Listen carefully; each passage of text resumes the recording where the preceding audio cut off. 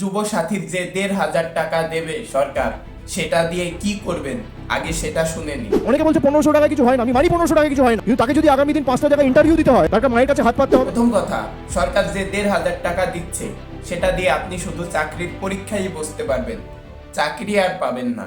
কারণ চাকরি পেতে হলে আগে সরকারকে নিয়োগ করতে হয়, আর আমাদের রাজ্যে তো ২০১৬ সাল থেকে নিয়োগ বন্ধই আছে বলা যায়। নিয়োগ হচ্ছে শুধু সিভিক ভলেন্টিয়ারদের। দ্বিতীয় কথা, মায়ের কাছে হাত পাততে কোনো সন্তানেরই লজ্জা করে না, আর সন্তানকে টাকা দিতে কোনো মায়েরই লজ্জা করে না। একটা মায়ের তখনই লজ্জা করে যখন তার সন্তান উচ্চ শিক্ষিত হওয়া সত্ত্বেও ঘরে বেকার বসে থাকে।